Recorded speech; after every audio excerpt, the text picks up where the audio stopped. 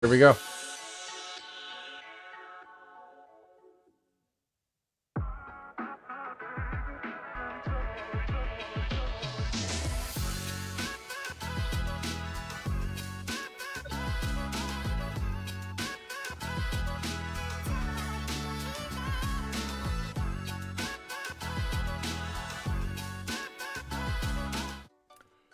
We're back. I don't know if that must have, I felt like that was way too loud for me to say something. That was massively loud. Anyway, we're back. Season 3, Dad's a Business podcast. I kept the live version of it, even though we're just going to kind of do it whenever. I think it's much better than getting people up at 6 o'clock in the morning. That is the feedback that I've gotten. So we're just going to do these live whenever. And mostly I want to do these live because I don't want to edit afterwards. I just want to take the entire conversation, post it, and move on with my day. Not that I don't care. It's just much easier. And I also like the natural conversations that we have with our guests. Today's guest is, everybody knows this guy. He's so active in the group. His name's Eric Bergenn. He's a massive financial guru. He comes from this incredible lineage of family who are just absolute professionals. I cannot wait to dive deep into who he is, the things he's gone through in life, and especially the CCSU stuff that I'm super interested to hear more about, especially a very certain debate that happened during his time there. I just want to welcome Eric to the cast. What's up, my dude? Good to see you, Glenn. Thanks for having me. Dude, thanks for taking the time out of your day because it was crazy busy day. I know everybody's going nuts today. Anytime it's spring, everybody's like, oh man, I got like my schedule shot. Totally.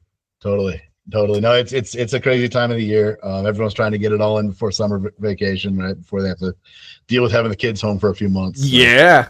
I want to make sure that I'm not freezing here because it'll kind of look like I was frozen. Okay, I'm good. I think I'm good. Hopefully it's I've got a little bit of that too. Well, hopefully we're good. I'm going to wait for the comments to come in, but it looks a little choppy here, so I'm getting a little concerned about that. Anyway, we're going to keep going. So my man, like you started, we go back, but you're currently, tell me about your current business. Sure. So I started Bergenn Financial Group in December of 2022. I had worked for 2 firms prior that went through a couple transitions. There might be a few names if you look back at LinkedIn or whatever.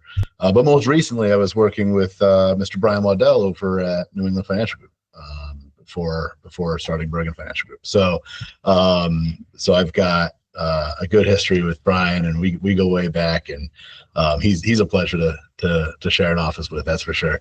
But I just always had this dream of starting an independent firm, being able to do things my own way, being able to make all those decisions. I think the way that I've created this makes it so we can really do what's in the client's best interest and serve clients in a way that it's hard to do anywhere else. So 2.5 years strong, and things are going well so far. So we really enjoy it here.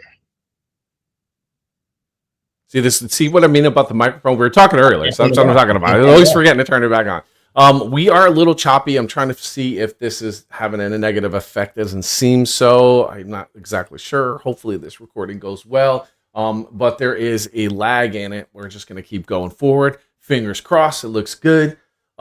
So your dad, though, like when I started researching, the Bergenn, Bergenn was a very common name. Bergenn was uncommon. I had to check with who your dad was, and then I got your dad's name, and I started looking through it, and it was your dad's an amazing lawyer.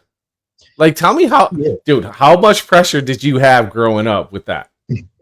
I don't know about pressure. I think that it really honed my skill set at communication and being able to put together my thoughts in a coherent way. My father, he's a great litigator. So he's a courtroom lawyer. He does the fun stuff in law. He actually spent a long time teaching at UConn a class on courtroom litigation where a lot of the focus was jury selection and cross examination, and those are probably the two most fun aspects of courtroom law. And I got to sit in a lot of like mock juries for either his class or for even for clients growing up, and learning a lot about that experience. And if you ever watch a courtroom drama, they don't show a lot of, unless it's just a pure law drama, right? They don't show a lot of the opening and closing arguments. They show the cross-examination because that's the fun part. And they show the jury selection because that's the part that can be almost like tricky a little bit. It could really kind of define the case from that point forward. And my father's great at it. But that also means that if I didn't have a really good reason for whatever I wanted to do or whatever I was trying to convince him of doing, I had to survive his cross-examination, right? And it was fascinating, probably frustrating at times. I'm sure I lost my temper sometimes growing up, but I'm just so comfortable now. If someone's questioning anything, I just am very comfortable talking through kind of anything. And I think that goes a long way in business, to be able to, if you're recommending something to someone, or if you're trying to work out a deal and someone's trying to figure out, what your angle is or whatever, just to be comfortable and open, it solves a lot of problems. And I learned a lot. He's a brilliant guy. He's an incredibly kind human being. I'm very lucky to have him as a father and a role model. He so all right, so on my initial, as I looked through his credentials, top 100 lawyers in New England, many accolades, many awards, like he is the best of the best. So I automatically assumed that first, he was going to do that cross examination with you with anything you did, looking out for the best, of course, for you. But I was thinking that if that was my dad, I'd be like, man, this is going to be something, trying to live up to what he is. Yeah. It's funny. When I started this business, one of the questions I did a lot of reading about how to brand the business, like literally what name to call the business. And I thought about something more descriptive. There's a lot of literature out there that talks about how, might add value to the business for, if you want to scale and sell. Yep. Or even if you want to eventually one day transition out, there is a residual value of the business. Someone's going to buy that business from you. And it's probably easier to sell,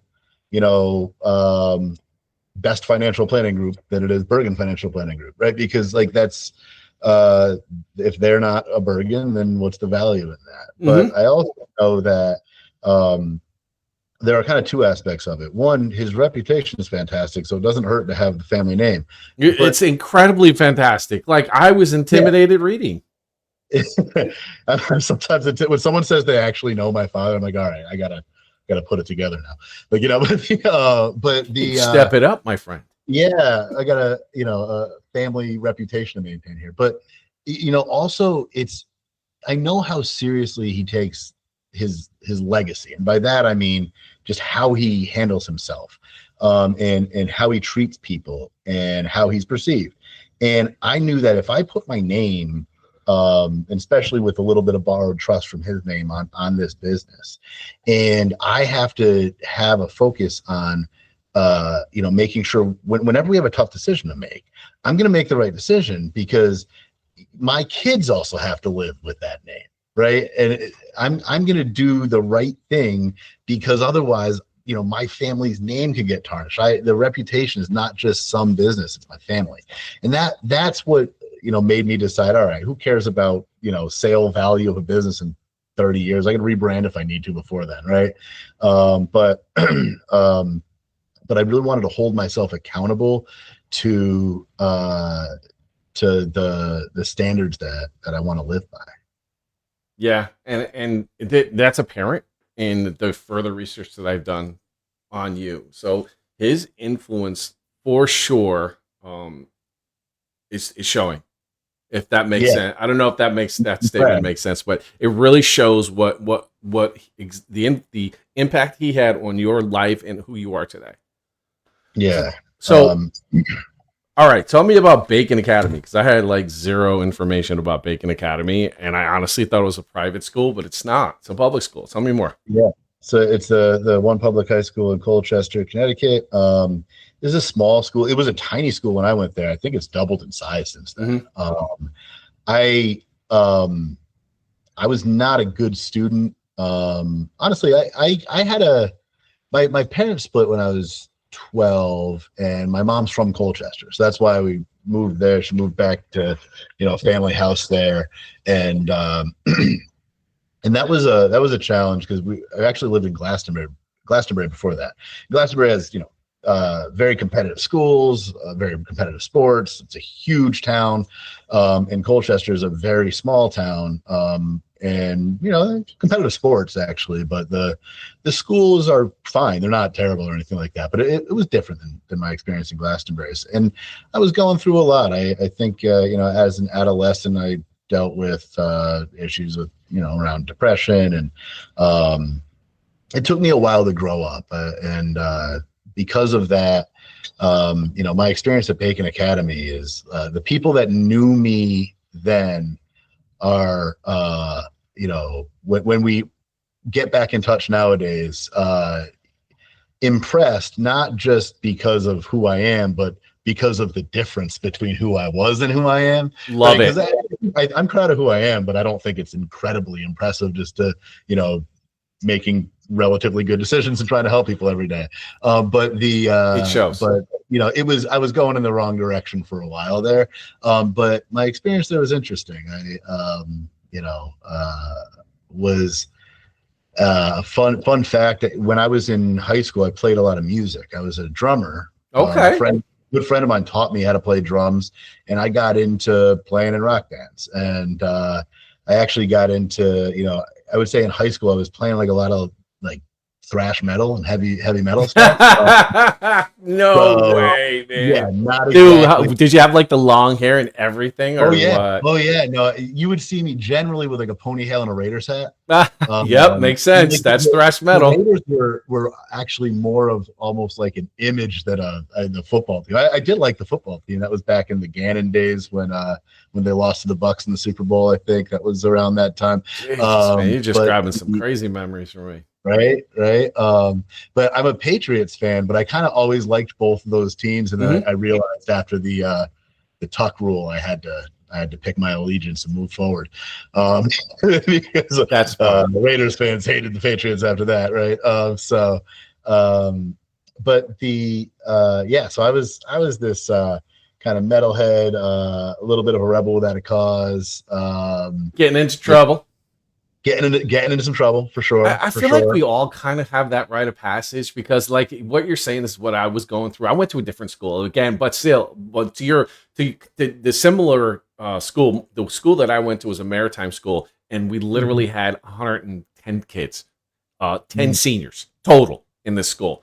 It's much bigger now. So it's so funny how you say that, you tell that story, and I'm like, oh, that's exactly what and it's the same with you. I was like doing something that was probably not, and you get into this mentor, teacher, or person that sort of gets in there and changes your life and gets you to think about what you're doing, where you're heading, and kind of point you in the right path. And I feel like that is almost similar to what you experienced. Yeah, yeah, and I think that I got into construction for a little while. I got into the trades. I was a carpenter for some years. I actually uh, had a business between high school and college. Really? Now that I didn't know. Yeah. So I was working for other people, and I kind of worked my way up to be like a lead carpenter for a relatively small residential remodeling and construction company. And then that was in the kind of late 2000s. So, Okay. 2008 happened, right? And people weren't spending a lot of money on their houses Yeah, that year. that was the Uh, end of it, or at least for temporarily the end of it.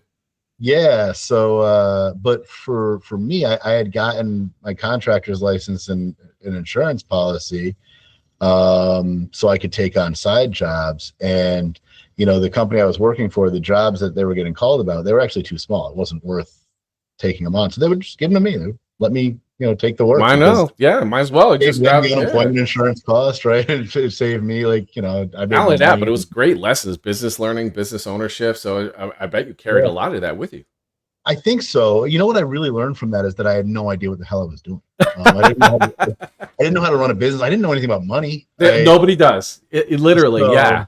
Like the one that we're nowadays, I pride myself on knowing a thing or two about money. But you do, yeah. But but to your point though, I didn't know what the heck I was doing. So and also I had an injury. I injured my knee a couple of times. I ended up having surgery from playing basketball. It wasn't that fascinating of a story, but when I'm on a tile floor or on a roof or climbing a ladder and my knee's hurting and I'm in my early 20s, you can't do that for 40 years. And I didn't know enough about growing and scaling a business and hiring other people. I didn't really have a mentor in that space. My father's a brilliant guy, but partner at a law firm. Like you just join a good company and, do better. Yeah. So I didn't really have that kind of leadership. And also I think I was still at the growing up stage of not being that good of a listener to good advice yet.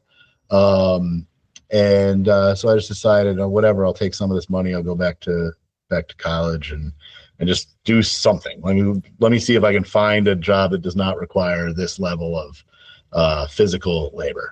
Now that we're here at CCSU, you went to, that was the most interesting time in your life. I have to say, you look like you had more fun doing that than most anything you did before that.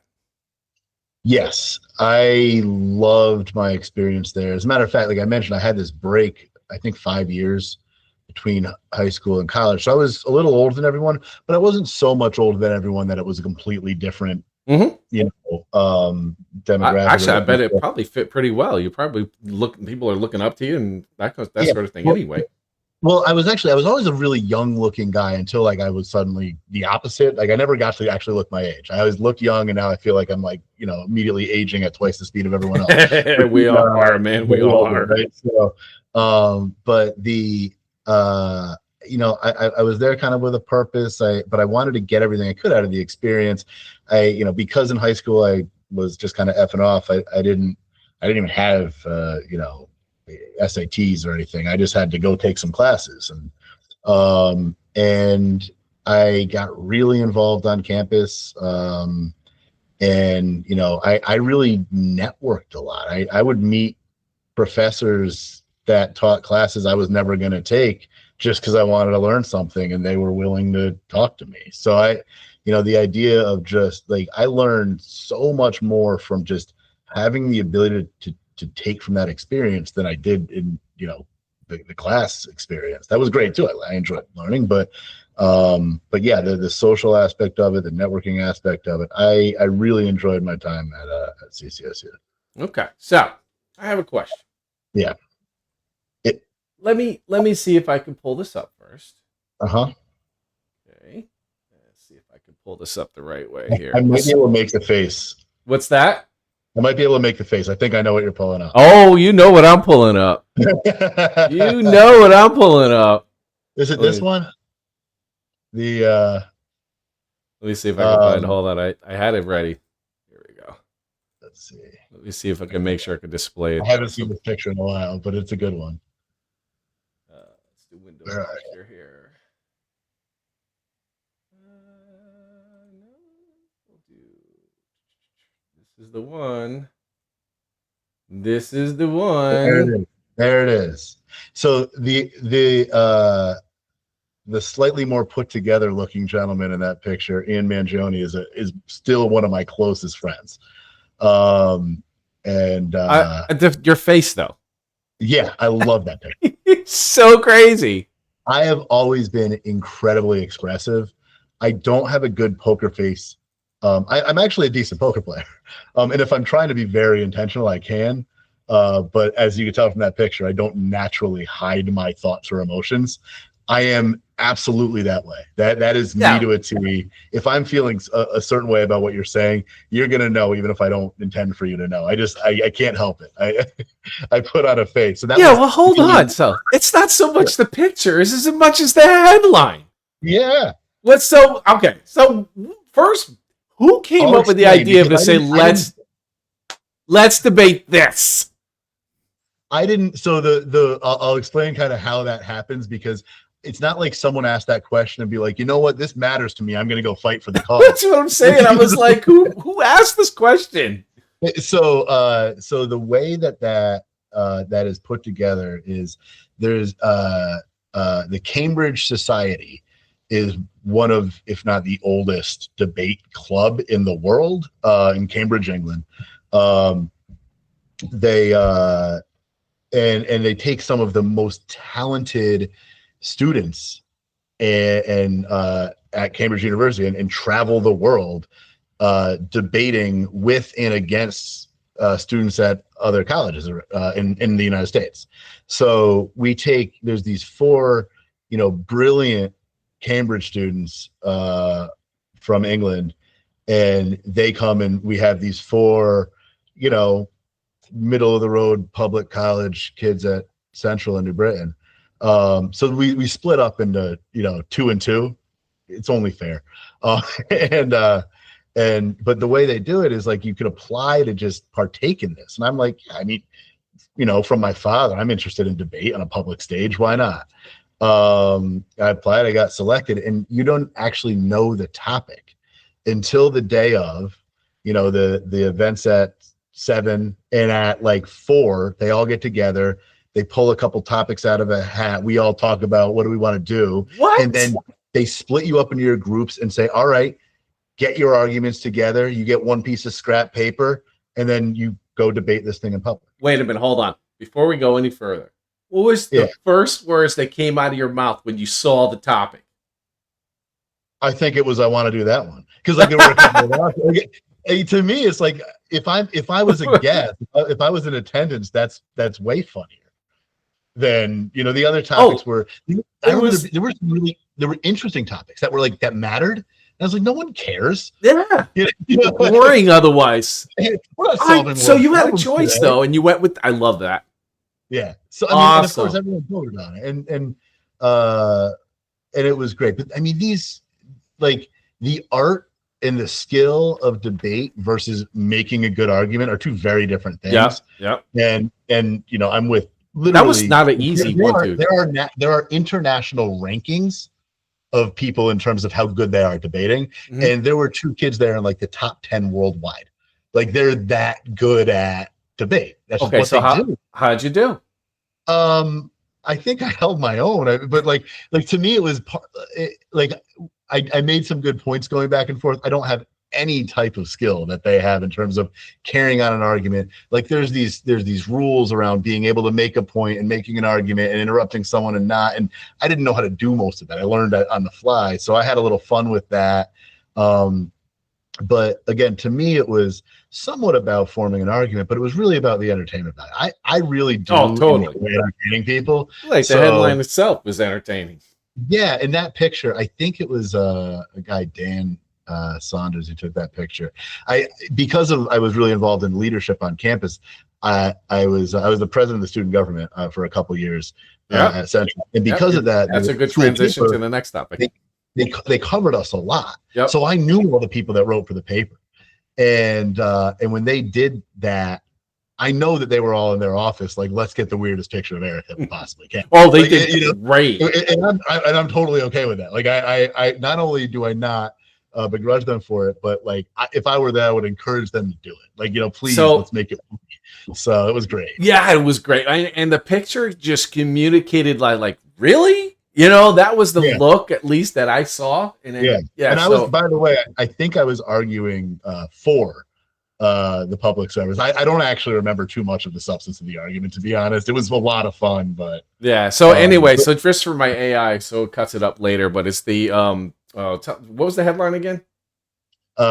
Is porn a public service? Is porn a public service? That's just for my AI later, because I'm gonna cut this up later, and this is definitely gonna go on YouTube. Yeah, you got to grab some of this, right?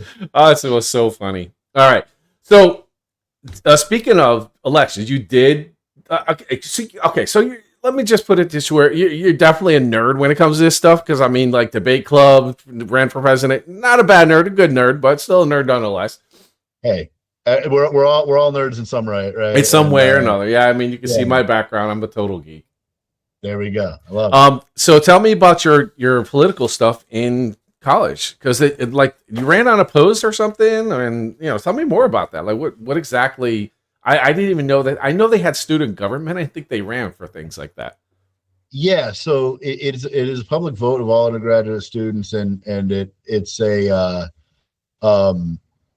interesting because the student government, it's different at every college or university or whatever, and some it's like a student union, some it's, and we had a few different things, but the student government is technically the representative body of the students, so like the voice for the students, and the idea is that whenever there's an issue, if the student government, there's a senate that's a bunch of senators that represent the students, and there's the executives, which is just three: a president, vice president, and treasurer.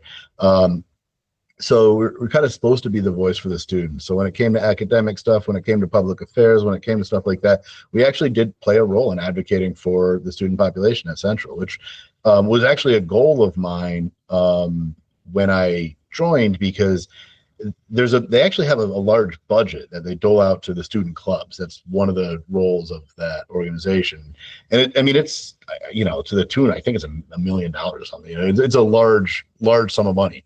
And so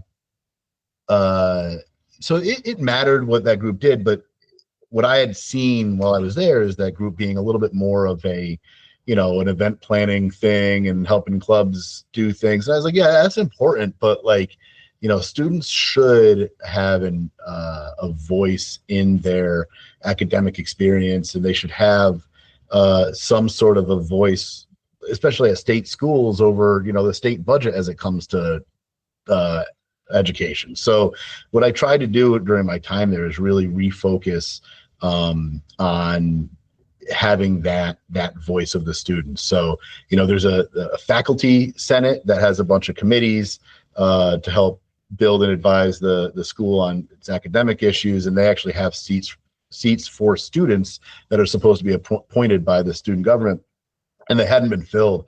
So I made it a goal to get all those seats filled, to get us more involved in that. And at the time, that was actually around the time of the consolidation of it used to be a completely separate 4 Connecticut state universities, and then there's all the community colleges, and now it's actually one entity. But that was a concern for any stakeholder in that, right? Whether you're a student, absolutely, or whatever, because it affects how money's going to be allocated. It affects how resources are going to be allocated within the campuses, and how many toys each of those groups are going to get to play with. Exactly, yeah. And is the quality of education going to stay the same? At the time, I knew that the cost of education was rising at twice inflation. I actually saw a random thing that Dave Haberfield posted this morning, talking about inflation and college costs and all, and it brought me back to that a little bit, where the cost of education is going up 6% a year, and inflation is going up 2% a year. It's like, this is not sustainable. And I remember doing I talk about being a nerd, doing a whole study on the return on investment for the state, and like in terms of taxpayer revenue that goes to the state of Connecticut. At the time, this was true. I have no idea what this is nowadays. I'm not as attuned to this, but at the time, the Central Connecticut State University, of all public colleges and universities in the state at the time, had the biggest ROI for the state of Connecticut because of the amount of students that stay in Connecticut to right? work and then pay taxes and so on from other states, which means they pay more tuition. That's great, but like it also means that they leave again. They go home. Yeah, so right? That totally makes sense. But if you're going to Central, you're probably from around here. You just want to get an education, and then you want to get in the workforce. So and then I looked at average mean and median salaries of graduates and this and that, like all these people that have gone through the system, and kind of figured out average tax base, participation and everything like that. And it made a difference. I mean, more impactful than UConn and the other schools as well. I mean, in doing that, I realized they're all good investments, right? Like the state contribution to education is valuable. If they did less of it, and because of that, less people went to school, which I don't know if that's necessarily the case. That's a more political issue. But if that were true, then it would be a very good investment. Right?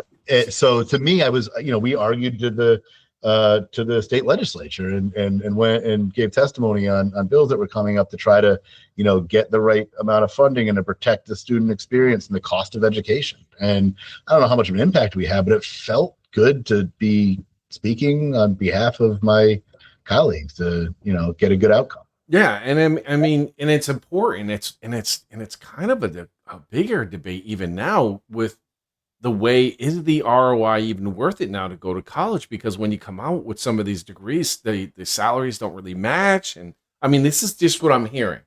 Yeah, well, and one thing that I'll say is that I think that that topic is often, I think it's too broad to say, is it worth going to college? Because why are you going to college? Right. So I help a lot of clients plan for paying for college, and some people are mostly concerned about, I just want to make sure that my dollars go to good use. Other people are concerned about, I just want my kids to have the best college experience. It's not about how much money they make afterwards. I think that it's become a more like some people is like, I want my kids to have a good liberal arts education. They learn about all these things, they become a well-rounded human being, and then go figure out what you want to do in life after that. Right. Because there is two aspects. There's the education, right? And then the long-term friendships, long-term networks, et cetera, et cetera. And is your education about a job, or is it about becoming the best version of yourself?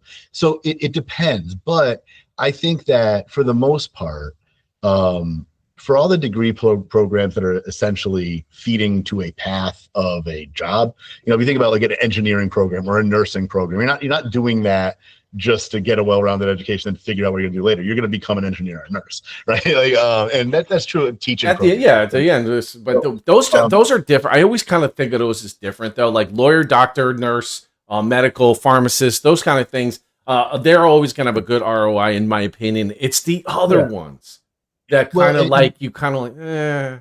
Well, and that's the thing is, I think that if you're going to school to get like a BFA, a bachelor's in fine arts, right, in dance, you want to get a university education and get great dance training, but you're not doing that because you're going to make more money than had you not. You're doing that because that's what you want to do. So I think it's kind of unfair to frame that debate around, this is the average cost for college and this is what people are making on average. I think you first have to take away some of the variables of people that aren't looking for that. And that's just the cost of the service that they're choosing to pay for, right? Because like not everything we do is about getting the most value necessarily, right? Like if I wanted to get the most value out of everything I ate, I wouldn't go out to eat, right? It makes sense. And also I wouldn't buy, like I would buy, chicken and rice and beans, and that would be it. And that's it, right? And I would just every day. I'm trying to get healthy, and that's it. I really love the atmosphere of certain restaurants. I really love the experience of, pairing things so well together that I wouldn't know how to buy that bottle of wine and cook that steak and do this, that, when I get home, even if I did redo it, it'd be hard to do. And then the experience of doing that is different. So like, we have to just recognize, I guess, when we're talking about something like that is, well, let's try to narrow that down to, okay, who's going for that purpose? How much are they paying and what are they getting out of it? Now, I don't doubt at all that the value has absolutely been watered down. And I also think that I don't think it's necessary. I think that you can get, if your goal is financial success, you don't need to go to college for that. Like, it's just completely unnecessary. I say that all the time. But at the same time, if you want to be a lawyer, you do. Those aside, lawyer, doctor, medical, pharmacist, those aside. I have two stepbrothers. The older one, Tom, he lives out in Illinois, and he's a neurosurgeon, right? I don't think you'd want a neurosurgeon that didn't go to college and then a bunch of med school and then experience, 7 years program followed by a fellowship, like before you cut open my head, right? Like, I mean, he doesn't. Yeah, you want to make sure that he's going to at least have some knowledge of what he's doing. Yeah, exactly. All right, so on a transition now. Sure. you graduate college. You married after college? I got married a while after school. I met Lauren around the same time, and then we moved up to. I started this job. I made no money. She was a nurse, established a few years in, and She's a NICU nurse too. She is now. At the time, she was in labor and delivery, which isn't. I mean, they're somewhat related. They communicate, but they're definitely different. And she had a good job, and she had the things that she needed, and I was trying this career out, seeing if it was going to work for me. So it was interesting.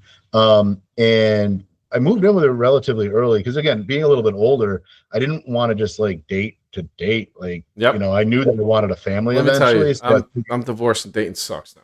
I don't even like it. I sometimes have, friends that, in that situation who are trying to date, and I'm just like, I don't envy that. I would be bad at it right now. I'm currently bad at it. Well, it takes practice. So just keep,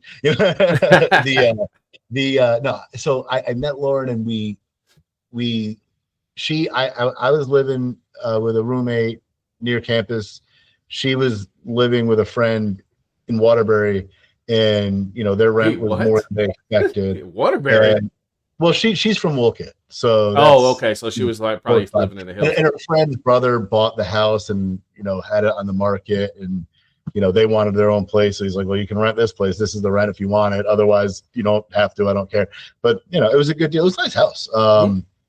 And so I moved in with them to save them a few bucks. Oh, that makes sense. It cost me about the same as what I was paying, and I'd rather live with my girlfriend than. I mean, the guy I lived with at the time was nice, but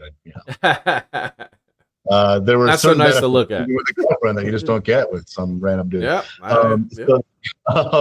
So we really enjoyed that. And then all of a sudden, I had this opportunity to take on a management role following another colleague I worked with up in the Boston area.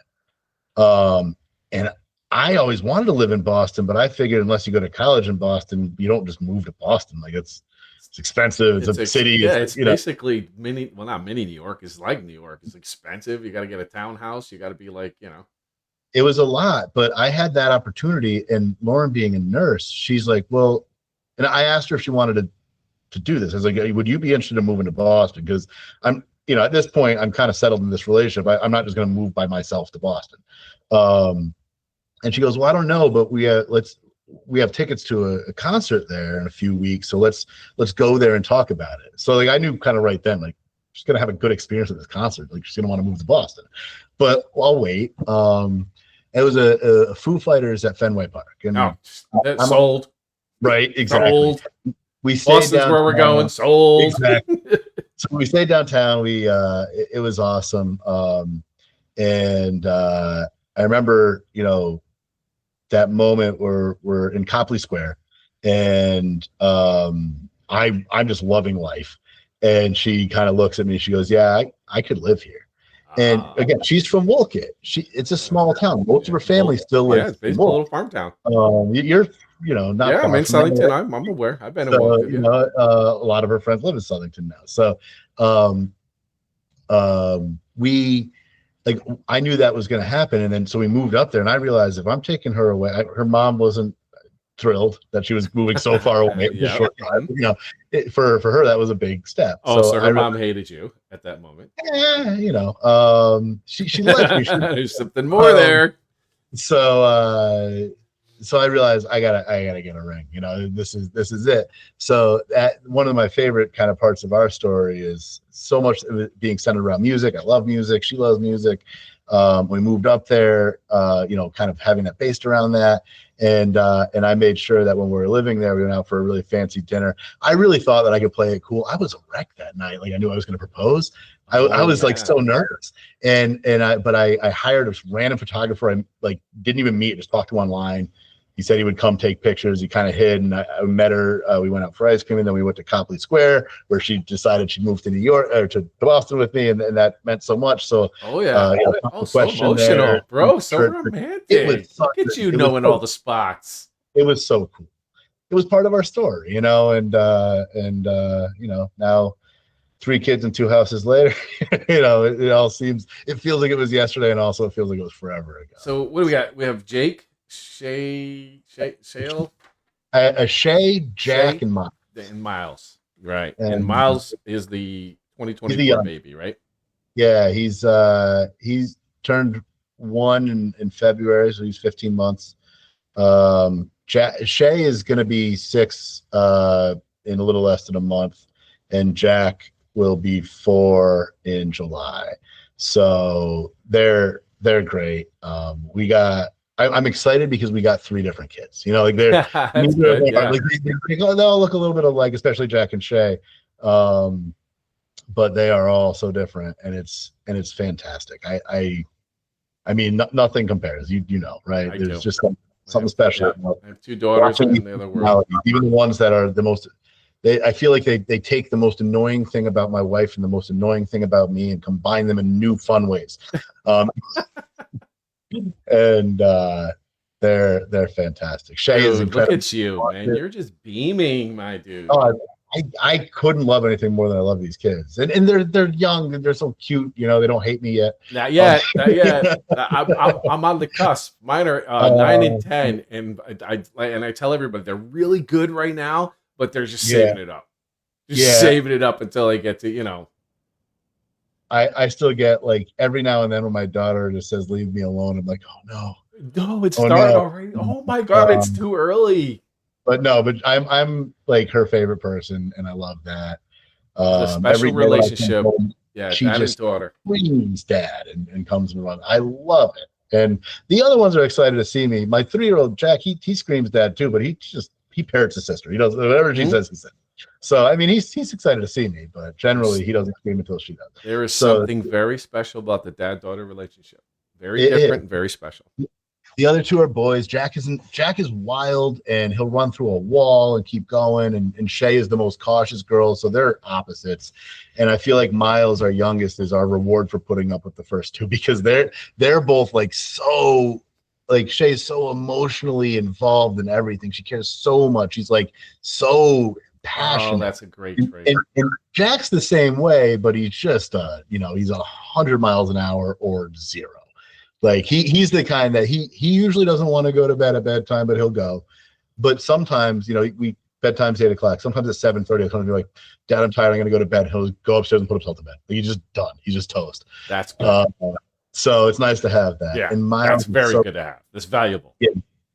So Miles, we went to Disney a few weeks ago, which was a lot. I loved it, but it was a lot.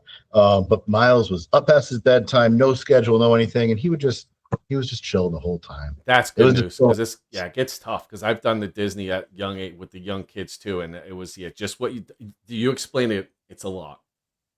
Yeah, it's a lot. The best parts of it are still hard. Yeah, yeah. When they get older, because we did it when they were super young, and then I've done it recently last year again, and we went in the middle sometime, but the middle one wasn't that big of a deal. But the one recently, they were mobile on their own. Yeah. You could get them in a line. They understood the lines were long. It was just when you get to that age, bro. Yeah, I'm looking forward to where your kids are. That kind of again, ours is spread out over 4 or 5 years, but maybe 6 to 10 or 11. That'll be a great trip. That's gonna be perfect. And we're doing Epic this year, so we're gonna try that. Tell me about your business, how you started it, why you started it, what's going on.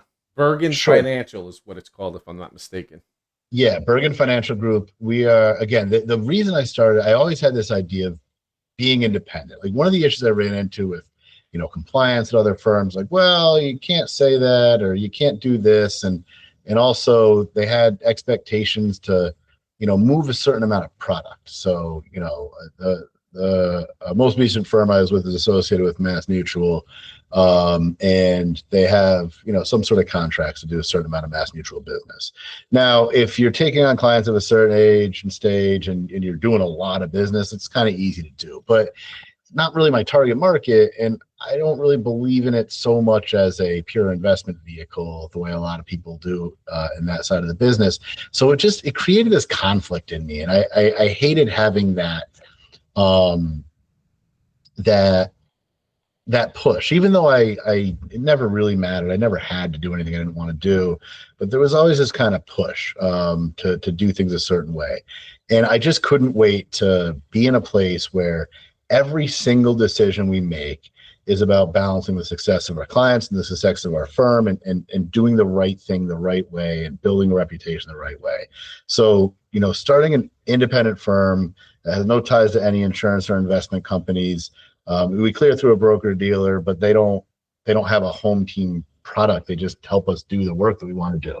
So it feels great to me to just be in a position to help people in the best possible way and to build things the way I want to do things. And, it's a very regulated industry. So compliance will always be a thing if you're a financial advisor, but it's much easier when you don't have to, adhere to a company's goals in their own way on how they want to market themselves. So I love what we do and how we do it.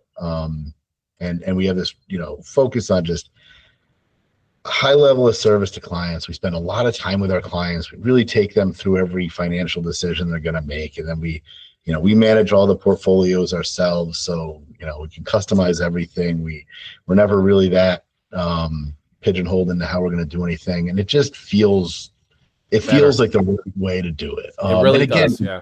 I could see that in your face.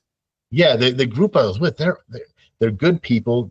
For that part of the industry, you can't do it much better. I mean, it is a great firm to be at. It wasn't the right fit for me. And I definitely found the independence that we found here has just really awakened something in me. And now I get to think about running a business, not just having clients, not just acquiring clients and having my practice. I'm really running a business, and we're setting business goals, and I'm thinking about, what that means for the long term. And that is just more interesting to me. So I really love the business planning of it. Every entrepreneur I talk to has that same independent streak that I've noticed straight from high school, right through college, into where you are now.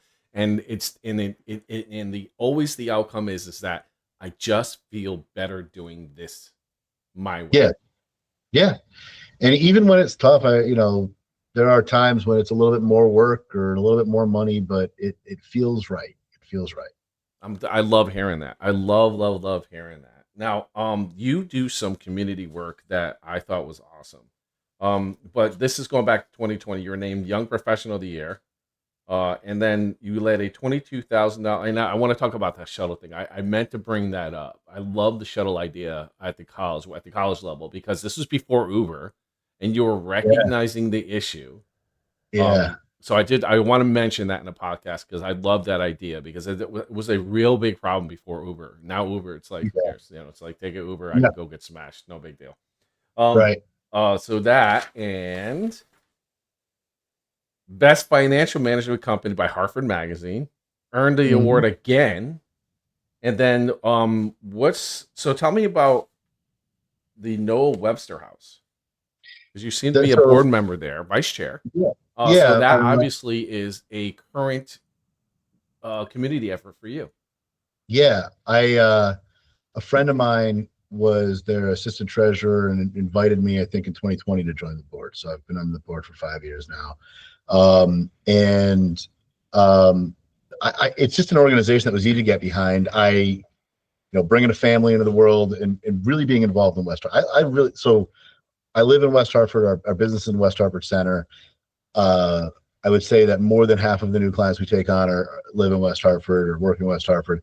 Like this community means a lot to me, and I really like being here. And the Noah Webster House. So the full name of the organization is the Noah Webster House and West Hartford Historical Society.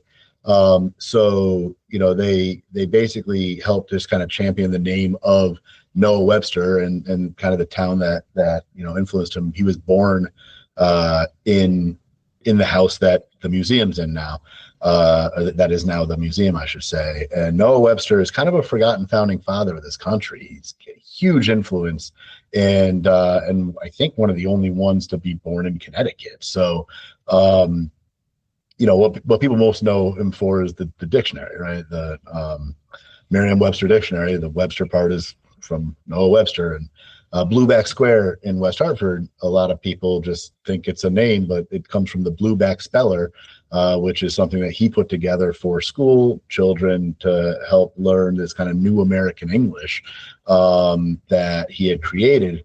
And the whole idea behind that is, in the times of, I don't know how much you're into early American history, but it was not like this overwhelming support of leaving, Great Britain. It was kind of divided 50-50. And Noah thought if he could give people something to kind of, rally around, this like a cultural thing, like let's have our own language. English was the language at the time. Everyone's, when you're ruled by England, English is the language, but wanted to kind of have something that was our own. So the reason why, there's no U in color, and there's, we kind of gotten rid of all the extra letters was Noah Webster. And as crazy as this is, because some people are just like, what, do you literally sit and write the dictionary? Yeah, the guy literally sat and hand wrote the dictionary.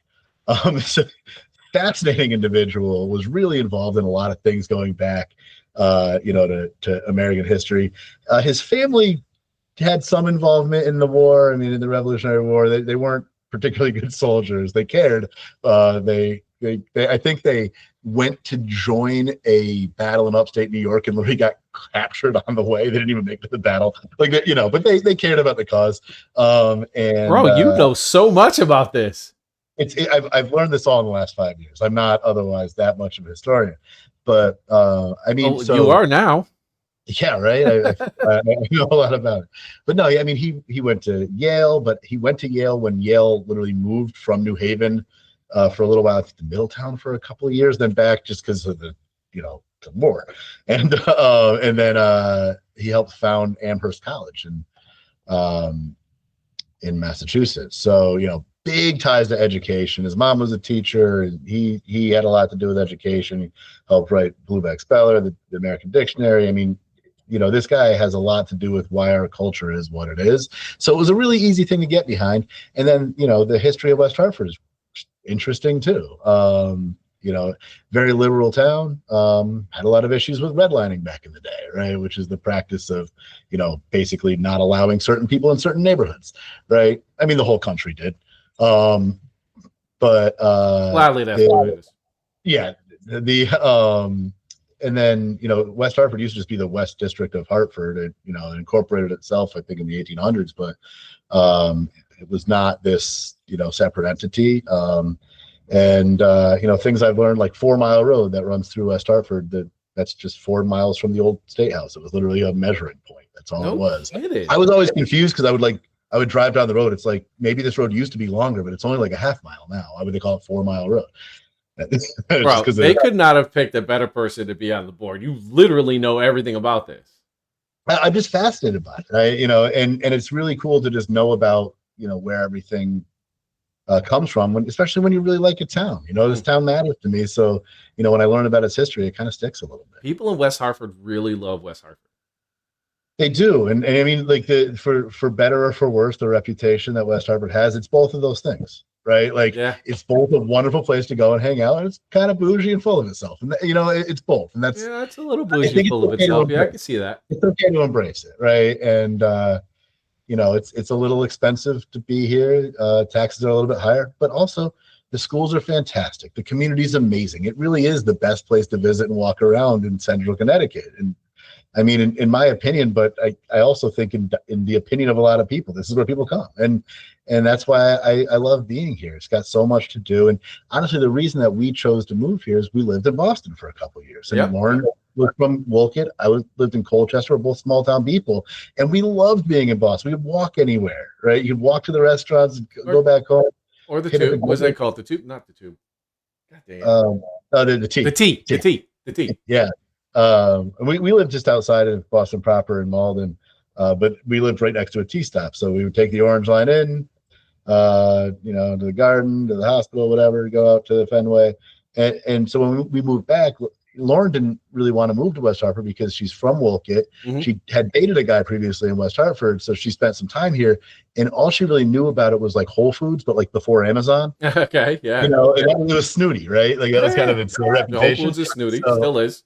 it still is a little snooty, but it's come down a little bit with the Amazon acquisition, I I think. don't know if But I call it coming like down, but organic, market high end stuff, right? So she didn't want to live here, but then after we lived in Boston for a while and we came back, she's like, I really want to live in a town that's close to Hartford where we can walk to restaurants. And I always wanted to live in West Hartford. And Oh, I kind of that's like, I got news for you. Yeah. We're living in West Hartford. So I mean, you can't get a better set of restaurants than you can in downtown West Hartford. Every one that I went to was a banger. Every it's one of amazing. them.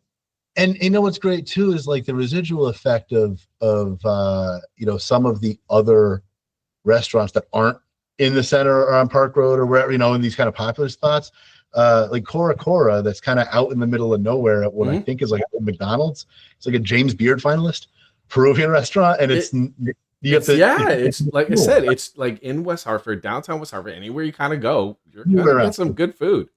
It's great. It's fantastic. So we're coming on top of the hour, coming in the show. Cool. This is the question I typically ask everyone. If you met your 18-year-old self, what advice would you give him? Oh man. I don't know if I could get through to my 18-year-old self, but I would try, because there's like, I don't regret anything I've been through, but I took a wrong path for a while, and it took a while to find myself again. And I think what it was is it's hard when you're young to be humble and to be patient. And if I could tell myself my 18-year-old self anything specifically, not any 18-year-old, but 18-year-old me, if I could get through to that guy, I would say be humble and be patient. It's okay not to know everything. Things take a long time to accomplish. You're not going to be able to do things overnight, but just do the right thing every day, and the right things will work out the right way. Love it. Eric, thank you so much for joining me today, man. This was awesome, Glenn. Thank you so much. I love these conversations. What I'm saying? Just off the cuff, no real structure, a couple of little notes here and there. There's some more things I wanted to talk about, but I think that you nailed everything that I wanted to know about you today. Yeah, well, I appreciate it. This has been really fun. I've watched a couple of these. They're usually on in the background, so I miss like half of them. But then I always kind of tune in really interesting moments, and this has been exactly the experience I was hoping for. So awesome, thanks so much. Bro. I'm so glad to hear that. It makes me feel better because, like I said, I put a lot of effort into this, and I always wonder if I'm putting enough. It shows, and I think that you do just the right amount of digging to bring up really good things, but also not so much that you have too strong of like a thought. Like you're really waiting for the answer. There's a lot to still get out of. I think that this is fantastic. Thank you again, man, so much. Ladies and gentlemen, Eric Bergenn. I just want to hold on for 1 second here, and let's go ahead and say goodbye. That's season 3, episode 1. I don't know, season premiere. That works. Awesome. Thank you guys so much for watching today. I saw a lot of you guys jumping in and out. Feel free to make those comments. I'm going to continue to do live only because I don't want to edit afterwards, because I love this back and forth natural stuff. Thanks again so much, guys, for watching. We're going to see you, I don't know when, because normally we'll see you next week, but this one, I think I have another show Friday with Eric Schoenberg, who's an injury lawyer. And man, does he have some stories, because I already had a little conversation with him. So I will be again live probably on Friday. I don't know what time, I forgot. But I will see you then. Thanks, guys, for watching, and have a great rest of your week.